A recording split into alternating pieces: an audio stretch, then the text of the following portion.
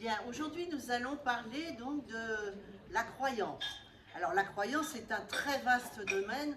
Je vais faire un focus sur quelques philosophes de la croyance, mais pas tous parce qu'il y en a eu beaucoup qui en ont parlé. Je m'arrêterai juste sur quelques-uns et je vous situerai ça assez rapidement. Alors tout d'abord peut-être une définition un petit peu de la croyance. La croyance qui est assimilée plus à une attitude irrationnelle, qui est le contraire de la raison. Quand on dit croyance, il est vrai que c'est quelque chose qui est tout à fait en dehors de la raison et des preuves scientifiques et mathématiques. Donc, qu'est-ce qu'on appelle la croyance? Bien, par exemple, si je dis « je crois aux soucoupes volantes », est-ce que j'ai vraiment la preuve que ces soucoupes volantes existent? Peut-être pas forcément.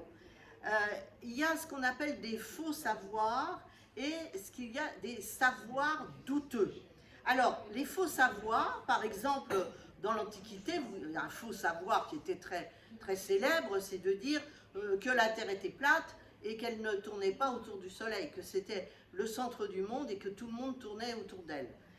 Ça, c'était un faux savoir qui a été depuis, évidemment, controversé par les sciences.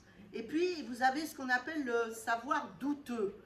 Par exemple, je dis, tiens, il va pleuvoir, parce que je vois que le ciel est un peu gris, mais je n'ai pas vraiment une preuve scientifique qu'il va pleuvoir. Parce que peut-être que les nuages passeront et qu'il ne pleuvra pas. Voilà. Donc ça, c'est des savoirs un petit peu dont on n'est pas très certain. Voilà. Alors, on nomme la première forme de croyance, celle qui est complètement irrationnelle, comme de dire la Terre est plate, par exemple, on la nomme superstition ou incrédulité. Et la seconde, c'est je pense qu'il va pleuvoir, celle-là, c'est une opinion. Voilà. Alors, quels sont les... Là, je saute parce que j'avais fait un truc un petit peu long et je ne veux pas vous abrutir. Croire qu'il va pleuvoir alors qu'il y a des nuages qui vont arriver, que la météo l'a annoncé et qu'on est au mois de mars, bon, en ce moment on est en septembre, mais pourquoi pas, il y a de fortes probabilités qu'il pleuve. Mais maintenant, si je me balade dans le désert du Sahara et que tout à coup je regarde un ciel bleu immaculé et que je dis il va pleuvoir, là je suis dans un tout autre type de croyance, vous comprenez bien. Hein, ça n'a rien à voir, c'est complètement irrationnel. Alors, quels sont les philosophes qui se sont penchés sur ces croyances? Alors tout d'abord, vous avez le philosophe Hume. Alors je vais vous lire un petit peu ce qu'il disait. Il a écrit un traité de la nature humaine. La croyance est un état de l'esprit qui n'est rien d'autre qu'une idée forte et vive, dérivée d'une impression présente et en connexion avec elle. La croyance consiste non dans la nature ni dans l'ordre des idées, mais dans la manière dont nous les concevons et dont nous les sentons dans l'esprit.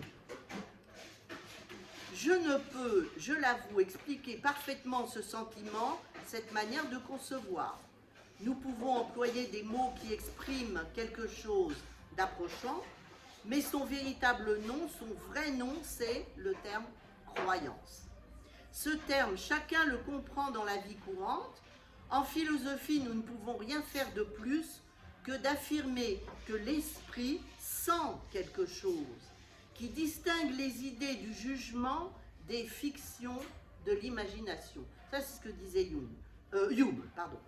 Il disait aussi, cela leur donne plus de force et d'influence, les fait apparaître de plus grande importance et les constitue comme principe directeur de nos actions. Donc là vraiment, pour Hume, c'est une propension de l'esprit à affirmer ce qu'il conçoit. Et il ajoute que ce caractère essentiel des croyances fait qu'elles ont un lien essentiel avec nos actions. Et le rôle des croyances est de produire des actions et des comportements.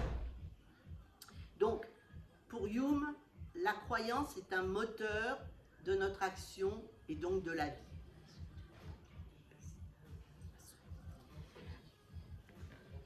Alors, je ne vais pas rentrer dans les exemples de ce type de croyance. Je vous en donne un de la vie quotidienne. Je crois que si je laisse le robinet de ma baignoire ouvert, à un moment la baignoire va déborder, parce que j'ai eu l'expérience que ça peut arriver. Et donc là, je vais fermer mon robinet. Donc ça va me pousser à l'action. Mais ça, c'est une croyance qui est fondée sur un raisonnement.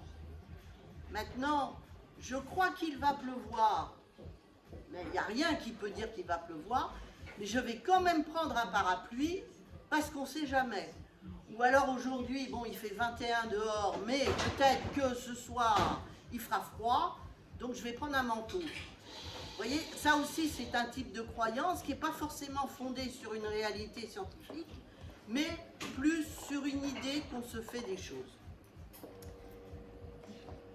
Alors, d'autres philosophes ont évidemment parlé des croyances religieuses. Alors, quand je parle de croyances religieuses, ici, ça va être très large. Hein. Ce n'est pas seulement la religion catholique à un instant T. C'est toutes les religions, c'est toutes les croyances, c'est dans toutes les civilisations. Alors, il y a eu 3 philosophes qui se sont penchés là-dessus. On les appelle les maîtres du soupçon. C'est Freud, Nietzsche, Marx. Et puis après, il y a eu aussi Spinoza. Et puis je vous parlerai un tout petit peu à la fin de Pascal. Alors je vais aller très très vite. Je vais vraiment survoler le sujet, hein, parce que le but, c'est pas aujourd'hui de rentrer trop dans le détail. Et puis il faut qu'on laisse aussi de la place au débat. Dans les croyances religieuses, on croirait en Dieu parce que l'on veut y croire, parce que l'on désire y croire, malgré des données évidentes en faveur de cette croyance. On adhérerait à quelque chose qu'on sait en même temps qui est très peu probable. Il n'y a pas de preuve de l'existence de Dieu. Et il semble que la religion soit irrationnelle en soi, car elle n'est pas fondée en raison. Elle n'est qu'un savoir erroné, un mode illusoire de représentation de la réalité. Ça, c'est ce que pensent ces philosophes à cette époque. Alors, voilà l'explication que donne Freud. Je vais vraiment juste vous l'évoquer parce que Freud, ça va être plus le domaine de Maury. La religion est pour lui la satisfaction sublimée du complexe d'Oedipe. On vous l'expliquera. La religion est une illusion, mais ce n'est pas une illusion sociale, comme chez Marx par exemple, ni une illusion produite par le ressentiment, comme chez Nietzsche. La religion apporte donc des réponses aux angoisses, à toutes les inconnues de l'existence. C'est ce qu'ont fait les religions depuis l'aube des temps, les inconnues de l'existence, même à la préhistoire. Hein, quand on s'interrogeait pourquoi tout à coup il y a des éclairs dans le ciel, pourquoi il y a des tremblements de terre, pourquoi il y a des volcans, etc. Elle a donc une fonction apaisante. L'inconscient s'y trouve satisfait à l'intérieur d'un cadre socialement acceptable. Et c'est ce qu'on appelle la sublimation. Alors chez Marx, c'est la religion comme une illusion sociale.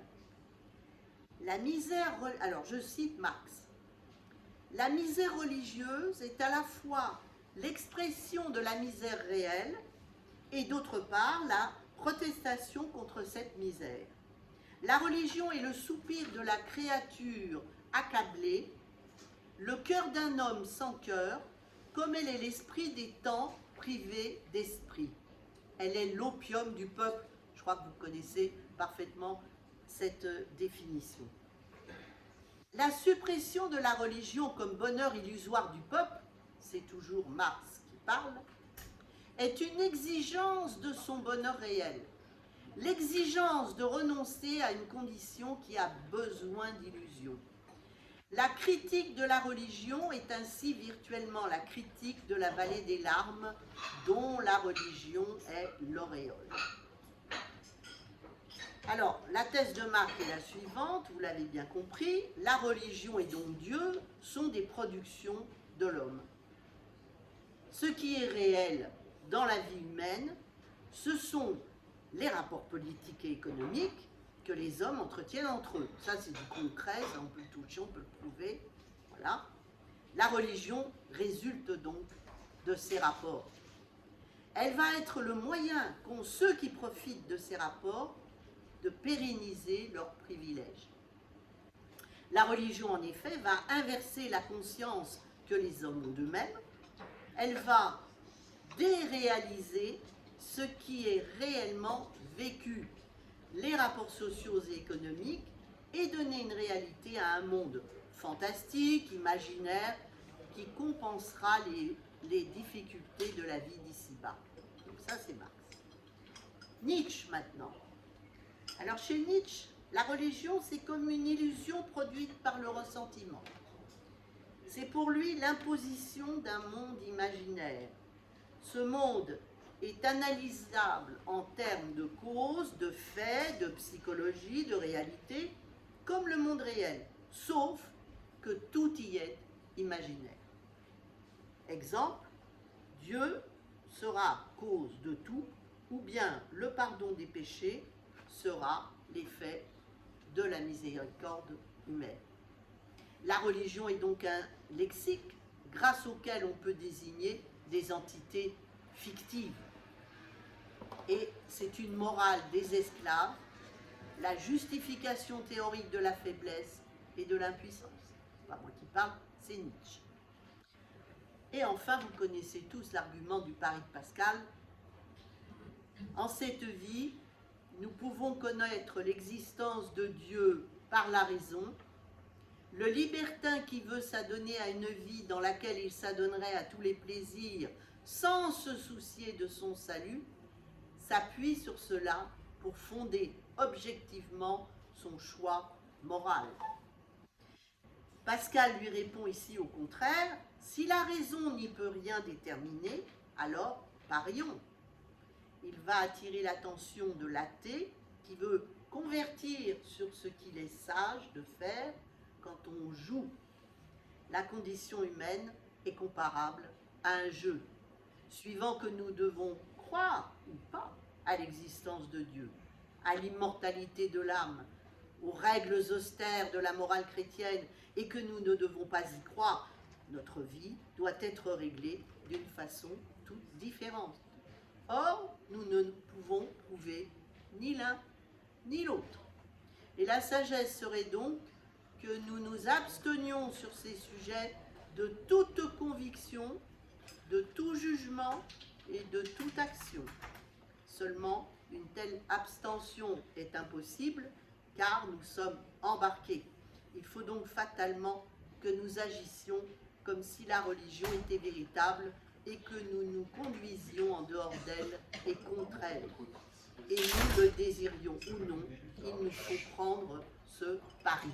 Alors il faut savoir aussi qu'à l'époque du siècle des Lumières, eh bien, toutes ces croyances religieuses ont été remises un petit peu en question, puisque on commençait à avoir des preuves scientifiques de beaucoup de choses, et qu'on se disait, on n'a pas la preuve scientifique de l'existence de Dieu, donc est-ce que vraiment Dieu existe? Et après, bien, vous avez eu d'autres philosophes comme Voltaire qui s'est engouffré évidemment dans la brèche en disant, bon, les croyances, c'est pour nous mettre du baume au cœur, c'est pour nous aider à survivre dans notre malheur, mais elles ne sont pas fondées du tout sur quelque chose de scientifique et de réel. Donc vous voyez, les philosophes se sont beaucoup penchés là-dessus, sur faut-il croire, faut-il ne pas croire, mais plus à partir du moment où on a commencé à avoir des réponses scientifiques et mathématiques aux choses de la vie et aux questions qu'on se posait. N'oubliez pas non plus que c'est l'époque de la grande encyclopédie de Diderot et d'Alembert, où on expliquait les choses, hein, le pourquoi du comment, etc.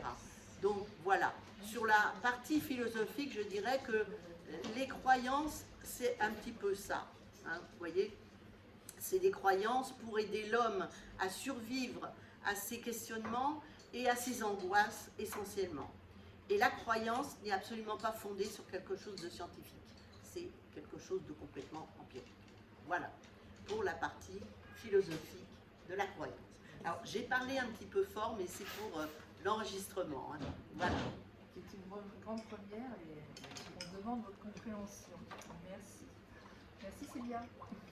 Merci Sylvia.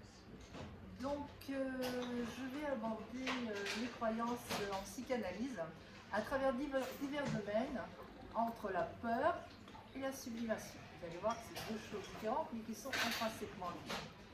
Depuis Freud, la psychanalyse s'intéresse aux croyances non seulement comme objet de la vie psychique individuelle, mais aussi comme phénomène collectif, culturel et institutionnel.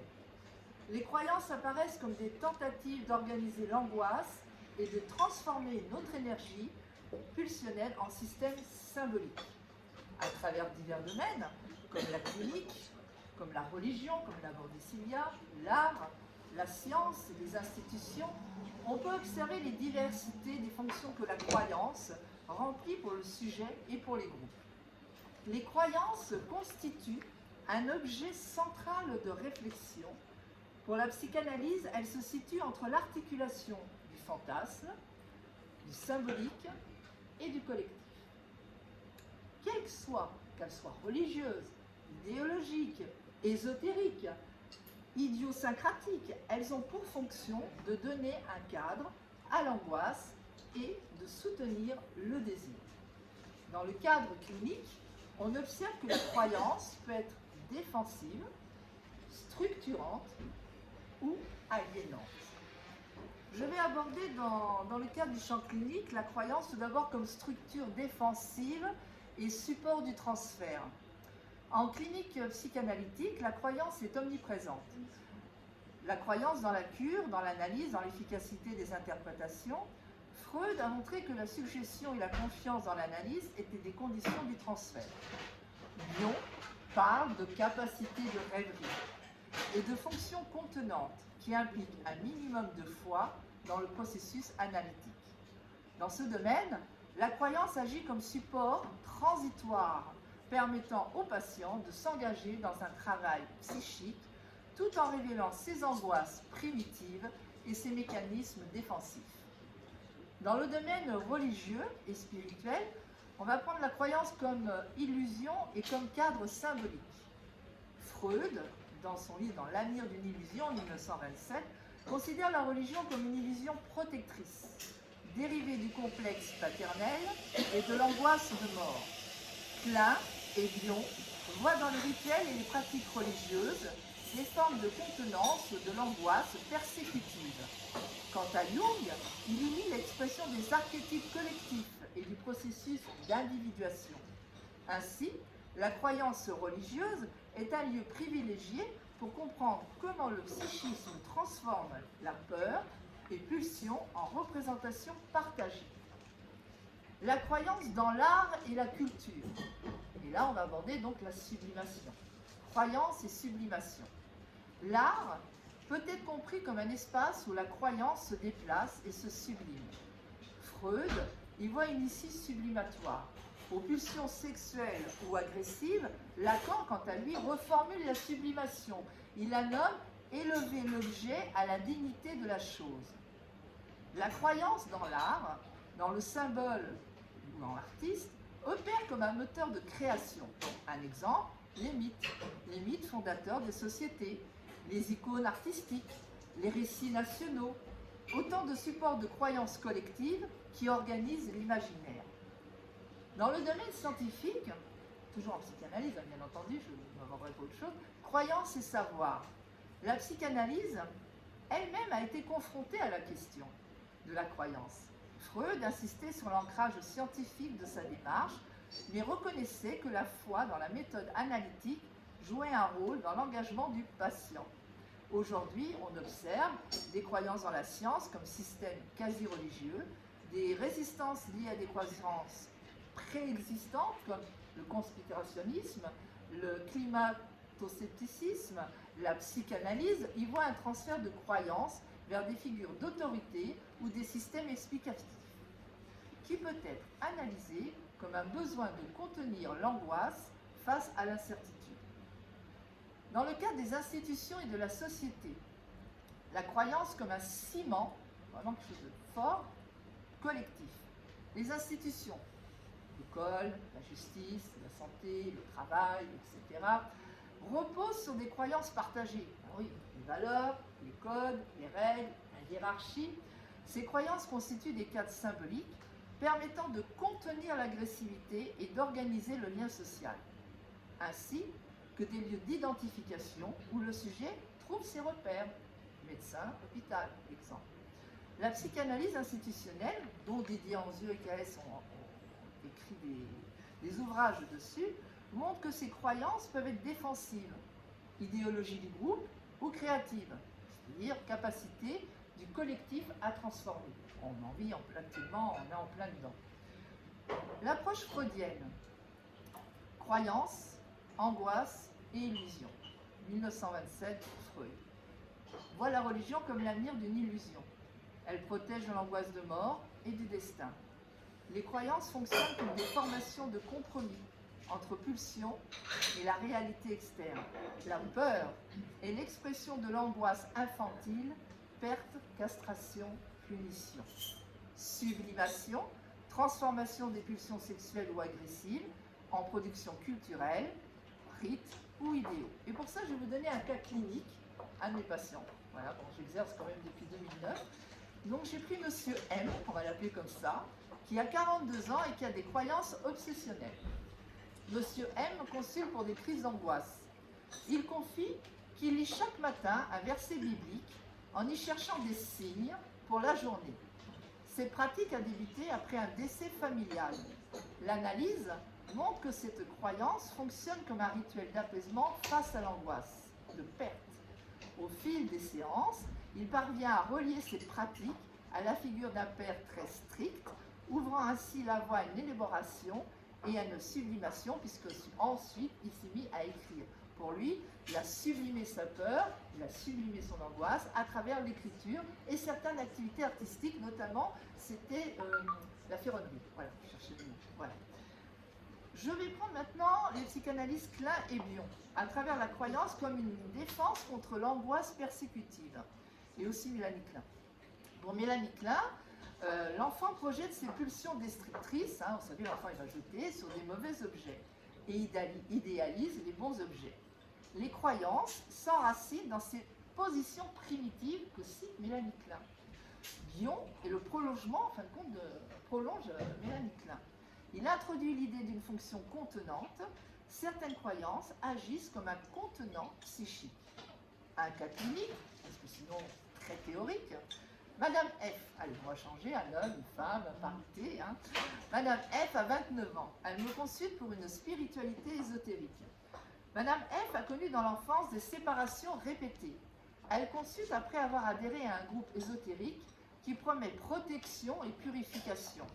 Elle décrit des angoisses intenses lorsqu'elle manque les réunions du groupe. Le travail qu'on va pratiquer ensemble dans le travail analytique montre que la croyance est ici un objet externe contenant l'angoisse. Progressivement, avec l'analyse va jouer la fonction contenante permettant à Madame F d'intérioriser cette capacité et d'élaborer autrement ses peurs. Lacan, croyance et nom du père. Chez Lacan, la croyance est un effet de structure. C'est la place donnée à l'autre avec un grand A, comme porteur de savoir. La peur surgit lorsque le signifiant maître, le nom du père, vacille. Le nom du père est défaillant. La sublimation se conçoit alors comme l'élévation d'un objet ordinaire à la dignité de la chose avec un grand C. Cas clinique. Monsieur T, 50 ans, croyance conspirationniste. Monsieur T arrive en thérapie avec une certitude, on me surveille. C'était ça continuellement, on me surveille, je suis épié, je suis sous surveillance. Le discours est organisé autour de figures persécutrices. L'État, les réseaux secrets à l'intérieur de l'administration, etc.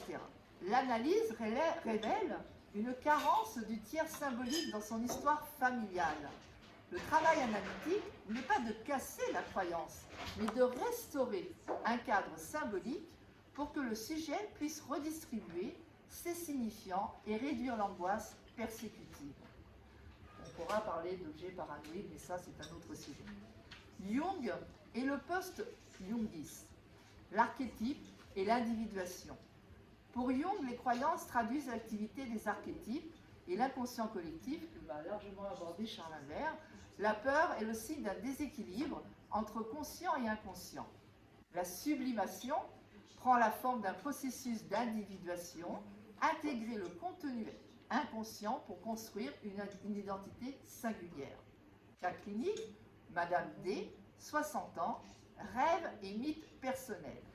Madame D apporte en analyse des rêves récurrents, peuplés de figures mythologiques. Elle était passionnée, cette dame, de la mythologie grecque. Alors donc tous ses rêves tournaient autour de cela.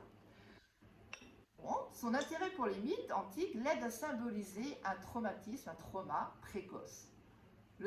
Moi, en tant que post-jungien, parce que même si je suis lacanienne avant tout, mais je m'intéresse beaucoup à Jung, je l'accompagne dans la reconnaissance de ces archétypes présents dans son matériel onirique, à travers ses rêves. Cette démarche favorise une sublimation créative, puisqu'elle va se mettre à écrire des poèmes, tout simplement. C'était vraiment sublime, quoi. Témoin d'un processus d'individuation. Lecture contemporaine, croyances multiples et l'hypermodernité. Dans l'hypermodernité, les croyances se diversifient, se fragmentent. Développement personnel, mouvement conspirationniste, microculte, mais aussi toutes les formes artistiques et numériques qu'on peut trouver actuellement. Tout cela traduit la recherche de contenants symboliques face à l'incertitude. La psychanalyse permet de repérer des croyances défensives, comme la fuite et de l'angoisse, des croyances créatives, et là c'est porteur la sublimation, et des croyances transitionnelles, qui est l'étape vers une subjectivation plus solide. Bref, pour terminer, pour conclure, on pourrait dire en psychanalyse que les croyances, qu'elles soient collectives ou singulières, relèvent de l'effort du sujet pour contenir la peur et donner une forme à l'informe. Les cas cliniques que je vous ai présentés montrent que l'enjeu n'est pas de supprimer la croyance, ce n'est pas notre rôle à nous en tant que psychanalystes, mais plutôt d'en analyser la fonction, de soutenir la subjectivation et d'ouvrir la voie à la sublimation que vous avez compris qui est structurante pour la personne. La psychanalyse, de par son écoute, par l'écoute des signifiants et des fantasmes, contribue à transformer ses croyances défensives en expériences symbolisantes et créatives. Merci. Maintenant, je laisse la place à Charles Imbert. Excusez-moi, je vais tourner. Alors, tu me dis. Oui, ça doit. Parfait.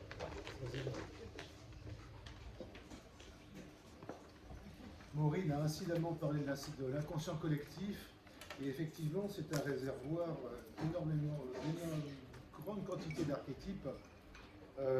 Les archétypes sont ce qui structure les mythes, qui eux-mêmes sont donc la mise en scène des archétypes. Les archétypes sont les idées fondamentales formatrices, on les connaît non seulement depuis Platon, mais également depuis Zoroastre, puisque ça faisait partie de la religion masdéenne, et ces archétypes sont partis d'un autre côté, ils sont partis vers l'Orient, mais ça c'est encore autre chose. Alors, on a également, Sylvia a également brossé le tableau de la situation actuellement de la, et Maureen d'ailleurs, la croyance est discréditée. Pendant 2000 ans, c'était bien de croire, c'était quelque chose de fondamental, il fallait quelqu'un qui ne croyait pas, c'était quelqu'un qui était hors de la société. Donc c'était quelque chose d'essentiel pour le lien social et également pour l'engagement par rapport à des représentations sacralisées et le fondement en fait des institutions et des valeurs. C'était des sociétés qui n'étaient pas forcément liées par autant de contraintes de coercition que les nôtres, mais ils avaient besoin d'une représentation unanime, culturelle, des définitions chrétiennes, et la religion était quelque chose, la religion et donc surtout les croyances de la religion, était quelque chose de structurant pour les sociétés. Alors on a, comme l'a évoqué Sylvia, on est passé de ce tout croyance à rien du tout, un doute agnostique qui est alimenté, supporté aussi par un fort contingent d'athées. Notre société elle est divisée entre les athées, les agnostiques, les croyants et les spiritualistes, qui coexistent et qui essayent néanmoins d'avoir une société unie. Bien qu'actuellement, nous sommes dans un régime newtono-cartésien puisque tout est soi-disant passé par le filtre de la science. Alors, les grands coups, effectivement, contre la croyance ont été assénés au XVIIIe siècle par Kant, qui a étudié la chose et qui a dit on ne peut pas critiquer, on ne peut pas analyser ces notions fondamentales que sont Dieu, le surnaturel, et donc si on ne peut pas les critiquer, on ne peut pas les penser. Donc il y a un mur entre notre situation et puis la situation du mystique, qui lui fait son expérience interne et va pouvoir communiquer. Et puis l'autre grand coup, c'est bien sûr Voltaire, que tu as évoqué, qui lui a ressorti le mot superstition, qui a été pioché en fait chez Cicéron. Et pour Cicéron, la superstition, alors qui arrose tout le champ de la croyance, hein. La superstition, c'est superstitio, c'est-à-dire la croyance que l'âme se planait au-dessus du corps et se situe au-dessus du corps. Et Cicéron étant athée, cette définition de la superstition, c'est-à-dire de l'être qui se tient au-dessus de son corps, ça lui semblait tellement dingue qu'il l'a moqué. Et par là, c'est devenu quelque chose, une récurrent pour décrire une espèce de fantasme ou d'illusion totalement infondée. Alors, est-ce qu'on en est toujours à l'infondé? Aujourd'hui, le paranormal est de plus en plus étudié. Depuis 200 ans, on a une avancée, bien sûr, des sciences et donc du rationalisme et du discours newtono-cartésien. Mais d'un autre côté, pendant 200 ans, vous avez eu des avancées qui ont été l'introduction des religions orientales, et puis le spiritisme des 1850, et puis de nos jours des études fines en anomalistique, en statistique, des collections de faits, puisque autrefois on écrivait des témoignages, de nos jours on a en plus des capacités de capturer des événements vidéo, on voit des fantômes en vidéo. Il y a des chercheurs de fantômes comme Alaury Clément à Compiègne, ou Renaud Évrard à Nancy, ou encore quelqu'un qui s'occupe des coups de fil post-mortem, Laurent Kasprowicz à Longwy. Donc là je parle de l'Est, mais je suis certain qu'il y a aussi dans la région, il y a également des personnes qui s'occupent de ces domaines. Et en plus des témoignages, alors à nouveau, de témoignages de personnes qui se souviennent de ce qui leur est arrivé dans des vies antérieures, des personnes qui ont fait des expériences de mort imminente où elles certifient qu'elles étaient réellement mortes, qu'elles ont rencontré des personnes qui leur ont donné des messages, qui sont parfois vérifiables d'ailleurs, des témoignages de réincarnation qui sont vérifiables d'ailleurs, corroborables donc des faits qui sont extrêmement problématiques pour la science, qui ne veut pas en entendre parler, qui ne les prendra pas en compte. Alors, ça c'est donc un retour, je dirais, non pas d'une crédulité, mais d'enquête et d'un souci de savoir ce qu'il y a sous la croyance et quelles sont les réalités qui nous gouvernent sur ces plans-là. J'aimerais structurer ma partie en abordant d'abord la capacité qu'a l'homme d'avoir un inconscient transcendant. On en a parlé avec Maureen, bien sûr, mais elle ne l'a pas inclus, parce que en fait, c'est un psychanalyste qui s'appelle Viktor Frankl, qui bien sûr appartient au XXe siècle, et qui était déporté à Auschwitz, et qui en est revenu pour créer la logothérapie, c'est-à-dire la voie de la réalisation dans la vie par la responsabilité.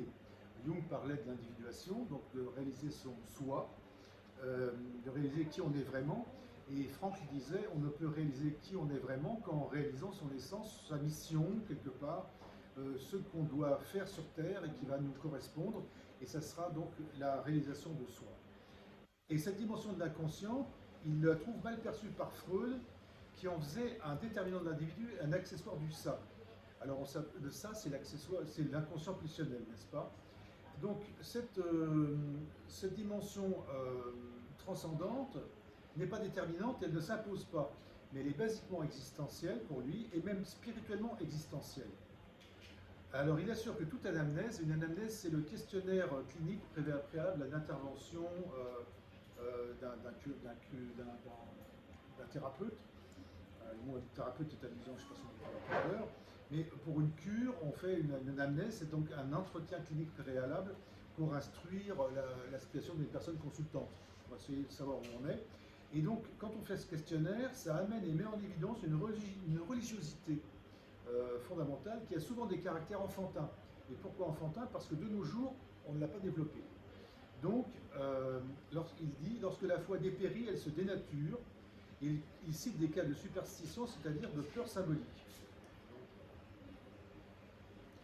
Alors, Maureen a donc signalé que comme Freud pensait lui aussi que l'homme était victime de ses croyances, c'est un thème récurrent, on est victime de ses croyances, tout ça, à mon sens, mais je vais essayer d'expliquer. Freud avait classé la religiosité comme une composante du narcissisme, comme l'a dit Maureen, et il avait publié dans l'avenir d'une illusion, qui fut publié en 1927. Alors il est vrai que le surmoi, qui représente la figure narcissique, mais également notre morale idéalisée ou le fondement de notre éthique, le surmoi peut avoir cette composante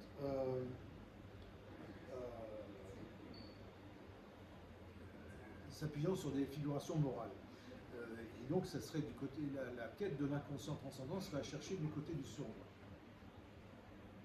Alors, pourquoi alors, c'est très bien de déterminer que l'homme a un inconscient transcendant et qui, même chez l'athée, va s'exprimer par exemple par des vénérations. Un athée va se fabriquer des idoles, même s'il n'appelle pas ça des idoles, il va se fabriquer des thèmes de représentation, de sécurisation, de confortation par rapport à son sacré à lui. Il n'appellera jamais le sacré. Il aura besoin de s'appuyer sur des totems, parce que le totem, eh bien, ça représente la vertu, le mana avec lequel on va pouvoir dialoguer. Si on honore le mana va nous le rendre. Ça, je vais l'aborder parce que là, on aboutit aux raisons structurelles qui fondent les démarches des religions. Auparavant, j'aimerais évoquer les positions cognitives. Alors, les positions cognitives ont été déterminées au milieu du XXe siècle également, et alors, on a récemment, vous entendez parler par exemple de biais cognitifs ou de filtres, et alors c'est devenu la grande mode de dire qu'on est victime de biais cognitifs. Alors, je vais vous en citer quelques-uns, mais il faut savoir que ces biais cognitifs, ou ces positions cognitives, se basent en fait sur basiquement trois espoirs, ou trois positions d'espoir. Le premier, concerne l'homme, et l'homme ou les autres, moi, peut très bien traiter les faits, informations, sens et objets. Ou alors, c'est l'essence de la nature qui peut très bien organiser les faits, informations, sens et objets. Ou alors, troisième possibilité, le temps peut très bien trier et lisser les faits, informations et objets. Tout va s'arranger si on fait confiance à l'homme, à la nature, ou l'essence de la nature, l'essence de physique, de comment les choses se passent, ou même le temps. Et on va prendre des exemples pour bien comprendre comment est-ce que on va poser une croyance sur une telle interprétation. Par exemple, on pourra se reposer sur son expérience biographique humaine, la première position, et on dit, je me suis déjà basé là-dessus, je connais, alors c'est bon. Ben, c'est parfaitement une croyance. On se dit qu'on va se baser sur une expérience personnelle, et que par conséquent, si on se base là-dessus, ça va bien se passer, mais est-ce que l'histoire reproduit toujours les mêmes conditions? Non, non, à chaque fois ça varie. Donc c'est purement un postulat de se dire, ça va marcher. C'est comme le gars qui dit, j'ai vu un nuage là-bas, et ben je sais que j'avais vu un nuage comme ça il y a 2 ans, et il n'avait plu après, donc il va pleuvoir. Il vaut mieux faire confiance à Météo France, c'est pas si bien, parce que tu m'en as parlé. Et là, c'est un pronostic, c'est un petit peu comme le tiercé, vous avez des chances de gagner. Bon. Alors, à l'inverse, on peut se méfier de sa propre expérience biographique, et on repose sa confiance à autrui. Et alors là, on entend le fameux « autant de monde ne peut pas se tromper ». Et on fait confiance au fait que tout le monde ayant voté Tartampion, ah ben c'est un bon choix. Et alors on va voter Tartampion aussi. Ça, c'est évidemment, ça ouvre vers des catastrophes. Alors ça, c'est l'autre biais cognitif, je dirais, qui est de faire confiance à l'homme. Mais il y a aussi la position, donc on a parlé du monde, et penser que tout le monde est harmonieux, et qui s'organisent pour abandonner ce qui ne va pas, ce qui ne convient pas. C'est vrai que finalement, il n'y a que les forces dynamiques qui créent des choses qui vont s'exprimer. On verra l'inverse. Et donc, ça donne la fameuse croyance, ça va s'arranger tout seul. Ah bah, ouais, ça va se finir par s'arranger tout seul. Donc finalement, j'ai fait des cauchemars cette nuit, mais c'était complètement idiot. C'est à cause de la lune, elle est pleine en ce moment, j'étais bien rangé, mais ça va s'arranger tout seul, il faut bien le croire. Et évidemment, ça donne l'inverse, c'est-à-dire que ça ne va pas s'arranger tout seul, puisqu'elle est pronoïaque. La pronoïa, ça existe, c'est l'inverse de la paranoïa. Et donc l'inverse de la pronoïa, ça va s'arranger tout seul, c'est il y a des destins funestes, il y a des malédictions, et en ce moment, eh bien, le centre-ville de E, s'il n'est pas bouché par la CGT, est peut-être bouché par une météorite, et ça serait l'annonce de la catastrophe de la fin du monde, mais tout le monde en a parlé, la fin du monde, ça existe vraiment. Donc il faut se méfier, et je vais penser donc, tout conspire vers une fin de tout, des espoirs des civilisations, n'est-ce pas? Nous, civilisations, nous savons aujourd'hui que nous sommes mortels, etc. Fin de l'univers, alors les apocalypses, il y en a des quantités, et c'est des trucs très fédérateurs. Au fond, nous, on est structurés aussi pour penser comme ça. Donc, lorsqu'on vous parle d'une possible fin de tout, c'est séduisant. Et ça rejoint le pathos général.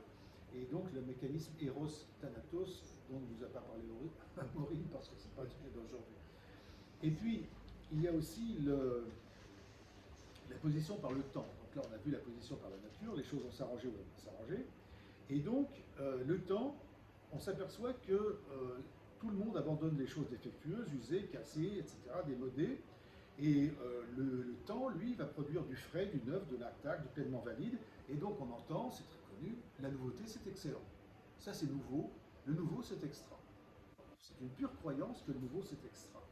Et l'inverse, évidemment, c'est de dire, le nouveau, c'est extra. Moi, j'avais un téléphone à fil, ça marchait vachement bien.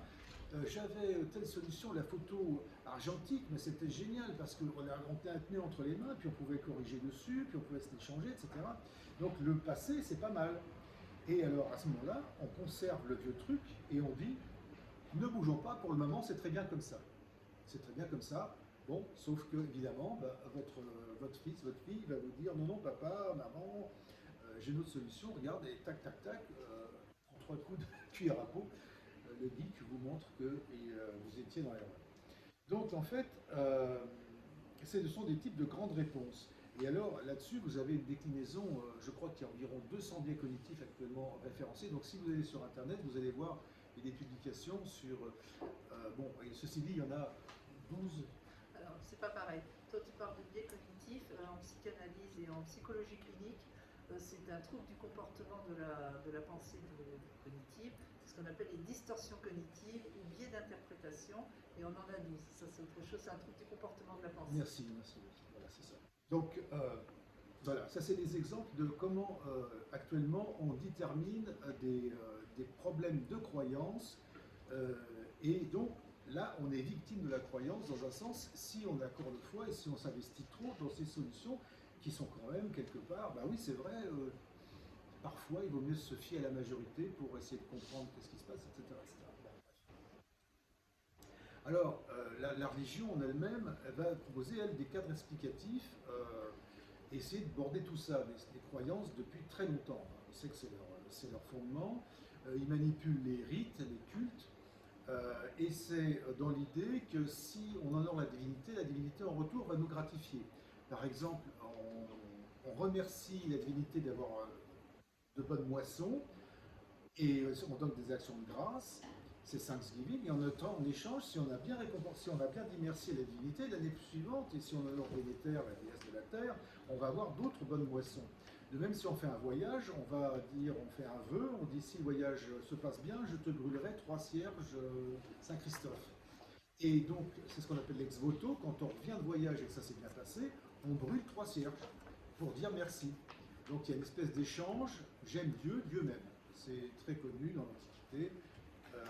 Il y a même un mode de relation très très investi pour certains, on le sait, il y a des grenouilles de bénitier. Et dans toutes les typologies des croyances, il y a des personnes qui sont surinvesties dans de tels comportements.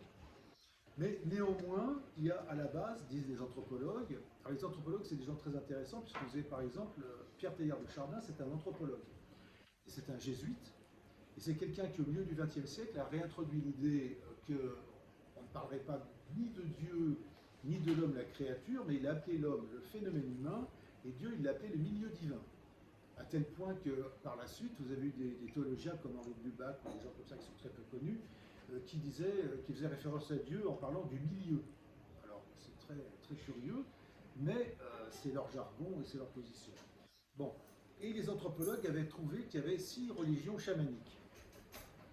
2 en rapport avec la terre, si je puis dire, le paganisme, donc qui est le culte de la terre, des arbres, des sources, des collines, etc. Ou l'animisme qui voit, dans l'animisme, vous avez des forces résidentes dans certains contenants, certains objets. Et en particulier, par exemple, chez les aborigènes d'Australie, vous avez des endroits où les divinités primitives, très très primitives, créatrices du monde, se sont réinventées. Et vous avez l'essence, par exemple, d'eucalyptus. Et quelqu'un qui passe près d'eucalyptus et qui a été généré par l'esprit d'eucalyptus est frère de quelqu'un d'autre qui a été généré par l'esprit d'eucalyptus. Ce qui fait que vous pouvez avoir des fratries. C'est extrêmement intéressant. Ils ont un mode de fonctionnement, le temps du rêve, etc. Et parce que le centre de l'Australie n'a connu l'homme blanc que vers 1850. C'est très récent. Le désert d'Australie à l'intérieur, le désert remplit l'intérieur d'Australie.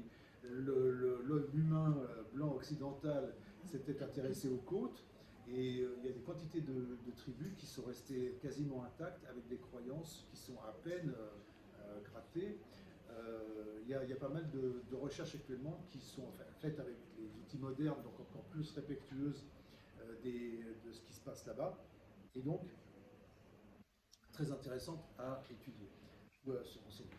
Vous avez ensuite deux religions qui pensent qu'il y a des esprits à l'intérieur des animaux, par exemple, ou même d'objets.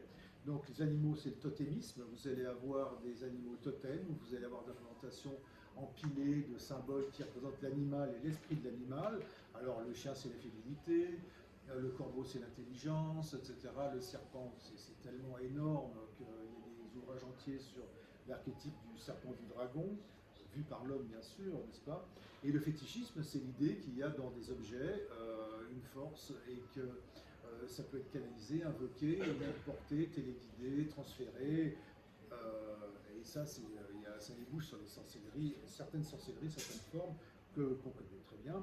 Les deux dernières, ça correspond à l'ancestrisme et au cosmologisme. L'ancestrisme, c'est penser qu'il y a des esprits, des défunts qui se baladent et qui peuvent donner des instructions. C'est tout simplement le spiritisme, n'est-ce pas, d'Alan Kardec, en 1850, qui est revenu, et de nos jours, vous avez encore des écoles spirites. Au Brésil, ça marche très bien, le spiritisme, tout le monde le sait. Et le cosmologisme, ça veut dire simplement qu'on pense qu'il y a des forces dans les planètes et dans les astres, et que les étoiles nous regardent, Claude le disait déjà, Arcturus nous regarde, et donc c'est le phénomène cosmique, le Soleil, la Lune, sont des personnages extrêmement importants qui sont porteurs de forces psychiques. Et ces forces psychiques, Jung les qualifiait de mana. Le véritable terme pour parler de l'énergie psychique selon les religions chamaniques, c'est le mana. Et moi, on fait donc une distinction entre 6 religions chamaniques, mais on en parlerait à un chaman, il dirait mais c'est la même chose, vous ne vous rendez pas compte, c'est la même essence qui circule entre toutes ces choses, vous faites une distinction avec totem entre l'animal et l'objet, mais l'esprit étant partout, il n'y a pas lieu de différencier. Il est aussi, alors les défunts, ils sont de leur côté, mais s'ils sont capables de se manifester, c'est parce qu'ils ont encore un petit peu d'énergie, de réserve, de force. Donc ça, ce sont donc des domaines à gérer par le chaman, et ces croyances chamaniques vont petit à petit devenir codées et donner lieu à des classes de prêtres qui seront des clergés. En particulier, avec l'apparition, vous savez qu'il y a 2 centres de civilisation qui sont, enfin il y en a même 3, Pour ce qui nous concerne, notre partie du monde, puisqu'il y a d'autres centres de civilisation en Mésoamérique et au Pérou, et d'autre part, il y aura l'apparition de la civilisation aussi en Chine. Mais nous, qui sommes des Celtes, enfin, de culture celte, alors par exemple la Trinité, c'était une donnée celte, par exemple, et ça a été réintroduit du temps de Clovis, qui, en gagnant la bataille de Vouillé sur les Ostrogoths, qui étaient ariens, instauré la Trinité en Europe.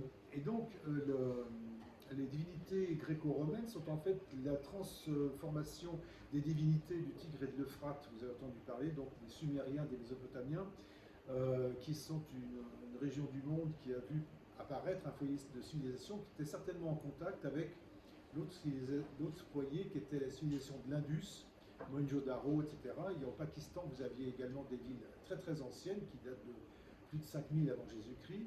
Et il y avait probablement dans le sud iranien un cordon de villes qui reliait les aires du Tigre et de l'Euphrate et du Gange, puisqu'on a retrouvé des... Alors on peut pas, actuellement, vous savez qu'en Iran, il y a beaucoup de problèmes, donc on ne peut pas les fouiller, mais on avait trouvé avant les problèmes, on avait trouvé Tepesialk et d'autres localités, laissant supposer qu'il y avait aussi des villes dans le sud de l'Iran. Donc en fait, ça serait toute une ère qui, avant moins 5000, et avant l'invention de l'écriture, donc on est en plein néolithique, était en communication. Alors, je mentionne cette région du monde en particulier parce qu'eux sont à l'origine des divinités gréco-romaines qu'on connaît. Marduk, c'était Jupiter, Nabu, c'était Mercure. Nabu, vous retrouvez ça dans Nabucodonosor, par exemple. Et c'est en plus une religion qui a ensuite donné le masdéisme, donc Zoroastre, qui nous a donné... on ne va pas rentrer là-dedans. Voilà. Alors, on commence à les perdre là. J'ai 5 minutes Maureen me dit que j'ai 5 minutes. Ah, c'est fini, mais vous avez été un peu short, mesdames. On a été à 15. D'accord. Donc, je vais essayer de... Voilà. Donc, je vais simplement essayer d'avancer dans la croyance.